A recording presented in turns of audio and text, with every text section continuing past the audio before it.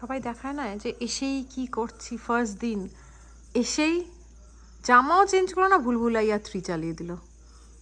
মানে আছে? কালকে রাত্রিরে সবাই এত টায়ার্ড ছিলাম, আর তো কোনো ভিডিও টিডিও তোলা হয়নি। আর আজকে সকাল সকাল বানিয়েছি ব্রেকফাস্টে ম্যাগি, হিমাদ্রি স্টাইলে। যদিও হিমাদ্রির মতো এত ভালো আমি ম্যাগি বানাতে পারি না। আজকে ব্রেকফাস্ট ছাড়া আর আমার কিচ্ছু রান্না করার নেই, পুরো রেস্ট। কারণ লাঞ্চে সম্পূর্ণ পাঠিয়েছে ফ্রাইড রাইস আর পনির, আর ডিনার করতে যাচ্ছি পল্লবীর বাড়িতে।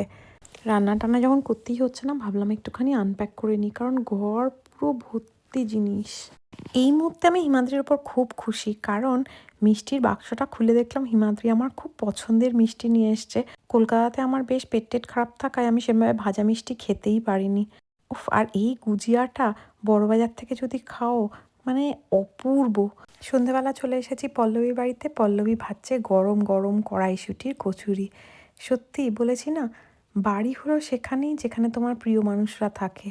আর যখন কলকাতাতে আমার সমস্ত প্রিয় মানুষকে ছেড়ে ইউএসএতে এসেছি, তখন মনে হয় এখানে এরম কিছু প্রিয় মানুষ আছে বলেই আজও এখানে থাকা যায়, কষ্ট হয় না এতটা।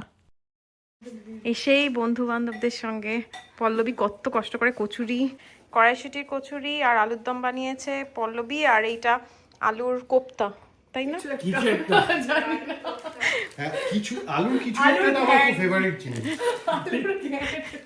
যাই হোক, খুব টেস্টি আলুর কিছু একটা বানিয়েছে সুমিতা সম্পূর্ণ। একটু ইনু আর মিঠি মিঠি খাচ্ছ? আবার আমাদের আগের মতো খাওয়া দাওয়া আড্ডা জমে উঠেছে। আবার ফিরছি চেনা ছন্দে। তবে অনেক দিন ইন্ট্রো দিয়ে ভিডিও করা হয়নি। চলো আজকে তোমাদের সঙ্গে একটা আমার পুরনো স্টাইলে ভিডিও শেয়ার করি। হ্যালো, কেমন আছো সবাই? আমি পৃথা, ক্যালকাটা টু ক্যালিফোর্নিয়ার আরেকটা ভিডিও নিয়ে তোমাদের সামনে চলে এসেছি। শীতকাল তো অলমোস্ট চলেই যাচ্ছে, তবে আমাদের এখানে চলে যাচ্ছে না। আমাদের এখানে প্রচণ্ডই এখনো ঠান্ডা, আর আমরা তো ইন্ডিয়া থেকে অলরেডি ঘুরে চলে এসেছি। কিন্তু চলে এলে কি হবে, পিঠে তো খেতে হবে। পিঠে তো আর সেভাবে খাওয়াই হয়নি, একবারই শুধুমাত্র খেয়েছি। তো কি করা যায়? তো প্রত্যেকবারই তো আমাদের পিঠে পুলি পটলাক হয়, সেখানে অনেক রকম পিঠে হয় ঠিকই, কিন্তু আমার মতো কিছু আনাড়ি কিছু মানুষ আছে যারা অত ভালো পিঠে করতে পারে না। তাই জন্য আমরা কি ঠিক করলাম, এইবারে যারা আমাদের এখানে খুব ভালো পিঠে করতে পারে তাদের সঙ্গে মিলে আমরা একটু পিঠে শিখবো। তাই জন্যই আমরা চলে এসেছি আজকে শাশ্বতীর বাড়ি। চলো আমরা দেখে নিই আজকে আমরা কি পিঠে বানাচ্ছি।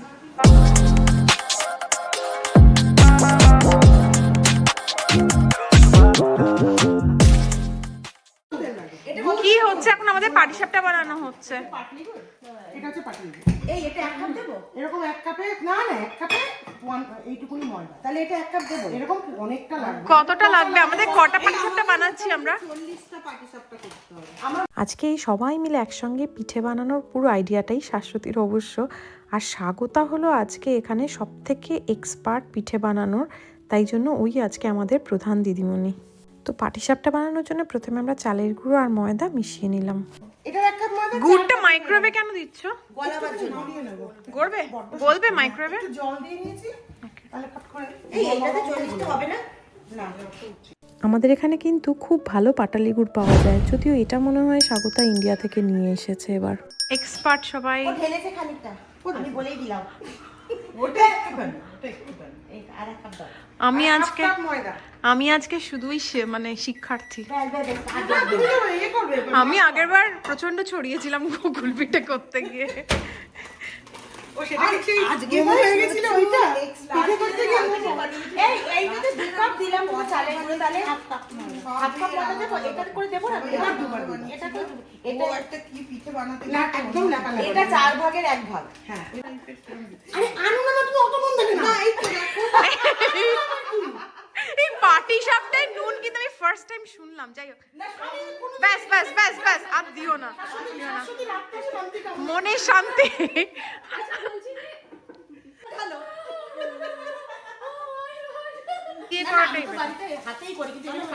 হাতটা ধুয়ে নাও না, তাহলেই তো হলো। হাত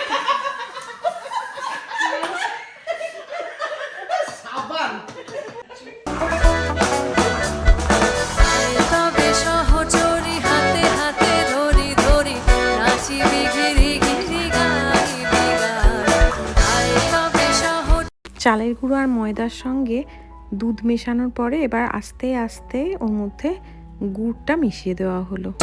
হাতে হাতে ধরি ধরি নাচিবি ঘিরি ঘিরি গাইবি গান। কোনটা মাইক্রোওয়েভ করছো? এটা নারকেলের পুরের নারকেলটা ফ্রোজেন হয়ে আছে, একটু মাইক্রোওয়েভ করে জানো তো স্বাগতা, সবকিছু ডিপেন্ড করে এই ব্যাটারটা মাখার উপরে। নালে তো ভালো করে উঠবে না জিনিসটা। এক্স্যাক্টলি কে মেখেছে? রুবি মেখেছে। এখানে খুবই ভালো নারকোল পাওয়া যায়, কিন্তু আজকে উইকডে আর সবাই কাজ থেকে এসেছে, কারুর আর এনার্জি নেই এই এতগুলো পিঠের জন্য নারকোল কোড়ানোর।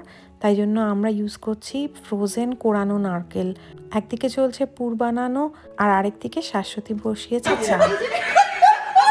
সবাই মিলে একসঙ্গে কাজ করলে না, কাজ করবার কোনো কষ্টই আর কষ্ট মনে হয় না। হাসি মজা এর মধ্যে কাজও হয়ে যাচ্ছে। কিন্তু জানো তো এখানে এসেও কষ্ট হয় না, ইন্ডিয়াতে নেই। চন্দনদা বানিয়েছে মোয়া। গরম গরম চা, সিঙ্গাড়া, নিমকি খেয়ে আমি এবার একটুখানি সিরিয়াসলি পিঠে বানানোর কাজে হাত লাগালাম। এই মালপো বানাতে আমি মোটামুটি ভালোই পারি, আর আজকে আমি আর শম্পা এই মালপোটা লিড করছি। তো আমরা প্রথমে ব্যাটারটা তৈরি করে নিচ্ছিলাম। ব্যাটারটা আমরা ময়দা, সুজি, দুধ আর মৌরি দিয়ে তৈরি করলাম। আমার বাবাকে আমি সেভাবে রান্না করতে কখনো দেখিনি, কিন্তু মালপোটা সবসময় বাবাকেই ভাজতে দেখেছি। আর অসম্ভব ভালো লাগে আমার, ওই ক্রাঞ্চি থাকবে অথচ রস ভরা, এত ভালো লাগে বাবার তৈরি মালপো। তবে জানি না, বাবা ওই মালপোগুলো হয়তো ভাজেই শুধু, মাই হয়তো ব্যাটারটা অ্যাকচুয়ালি বানিয়ে দেয়, কে জানে। অত তো খেয়াল করে কখনো দেখিনি বিয়ের আগে রান্নাঘরে কে কী করছে, শুধু খেয়েই গেছি। মালপোর ব্যাটারটা সাধারণত আমি একটু পাতলা করি, আর এটা একটুখানি ভালো করে গুলে নিতে হয় যাতে একদম কোনো ময়দার কোনো ডেলা যেন না থেকে থাকে। ওদিকে আমাদের পাটিসাপটার পুরো বানানো হয়ে গেছে। আজকে আমাদের নারকোলের পুরই তৈরি করা হলো। আর মালপোটাও অনেক সময় ক্ষীরের মালপোয়াও বানানো হয়, তবে আজকে আমরা রসের মালপোয়া বানাবো। মালপো বানাচ্ছি, তার সঙ্গে রুবির সঙ্গে গল্পও চলছে। আমাদের গল্পে সত্যি কোনো শেষ নেই। ওদিকে এবার পাটিসাপটা ভাজা শুরু হয়ে গেল। প্যানে হালকা করে তেল স্প্রে করে এবারে স্বাগতা প্রথম পাটিসাপটাটা ভাজতে আরম্ভ করলো। ওরা সবাই প্রথম পিঠেটা উনুনকে দেয় আর আমি দিই গোপালকে। আরেকটু ভাজা হবে কিন্তু, বাট এনিওয়ে উঠছে টেস্টি। এমনই ভালো দেখাচ্ছে, তো সুন্দর দেখাচ্ছে। আরেকটু ব্রাউন, লাইট লিটল ব্রাউন। কিন্তু একটা জিনিস হচ্ছে না, ফুটো ফুটো হবে। চাই জাস্ট উঠছে কিনা আমার দেখে। ফুটো ফুটো চাই। মানে একটুখানি দিয়ে কেনা পাটিসাপটার মতো যদি পাটিসাপটার গাটা প্লেন হয় আমার অতটা ভালো লাগে না। মায়েরা যখন পাটিসাপটা বানায় তখন কীরকম গাটা একটা ফুটো ফুটো একটা টেক্সচার আসে, ওইটা না হলে আমার ঠিক পাটিসাপটা বলেই মনে হয় না। তবে বলেছি না, স্বাগত আমাদের একদম এক্সপার্ট, ওই আমাদের শিখিয়ে দিল কিভাবে ওই টেক্সচারটা আনতে হয়। এইবারে পাটিসাপটার ব্যাটার করছে, আর এই দিলেই একদম যখন তাওয়াটা যদি গরম থাকে তাহলেই কিন্তু এরকম ফুটো ফুটো হবে। যে ফুটো ফুটো না হলে আমার পাটিসাপটা হয়েছে বলে মনেই হয় না। আর এটা গুড় দেওয়া রয়েছে বলে আর একটু কালারটা কিন্তু একটু ব্রাউন ব্রাউন আসছে।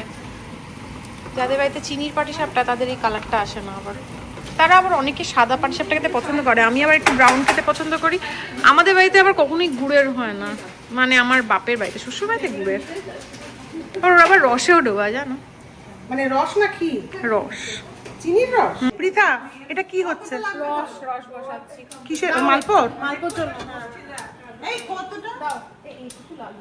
এদিকে এবার পল্লবীও এসে গেছে, ওর আজকে স্কুল থেকে আসতে অনেকটা দেরি হয়ে গেছে।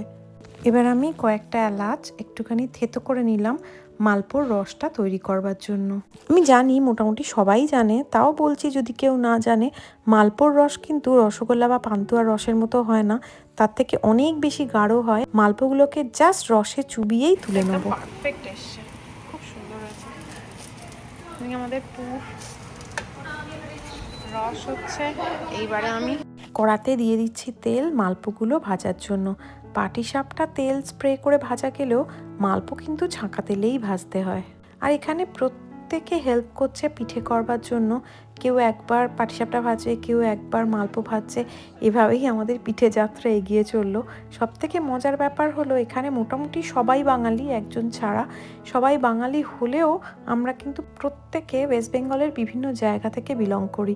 আর তাই জন্য একই পাটিসাপটা, একই মালপোয়া কিন্তু বিভিন্নভাবে তৈরি হয়, বিভিন্ন স্বাদের তৈরি হয়, আর তার তৈরি করবার প্রসেসটাও কিন্তু প্রত্যেকেরই একটু না একটু আলাদা থাকে। সেইখানে সবাই মতের মিল করে যৌথভাবে একটা কিছু বানানো, এইটা কিন্তু বড়ই আনন্দের। ওই যে বলে না, 10 মিলে করি কাজ, হাড়ি জিতি নাই লাজ, সেই রকমই আর কি। এইভাবেই আমরা আমাদের এবারের শীতকালের পাটিসাপটা আর মালপোয়া বানিয়ে ফেললাম। আর আমরা সবাই মিলে একসঙ্গে হব আর একটা রিল হবে না, এ তো হতেই পারে না। তাই জন্য একটা রিলও করা হয়ে গেছে, সেটা অবশ্যই আমি খুব তাড়াতাড়ি ইউটিউবে পোস্ট করব, আর ফেসবুকে তো করেইছি।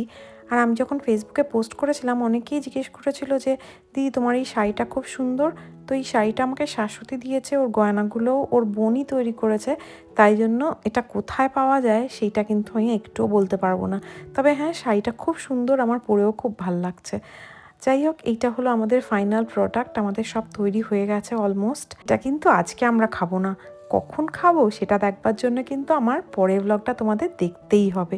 যাই হোক, আজকের ব্লগটা এখানেই শেষ করছি। তাহলে সবাই খুব ভালো থেকো, আর খুব তাড়াতাড়ি ফিরছি পরের ব্লগ নিয়ে। ততক্ষণের জন্য বাই বাই।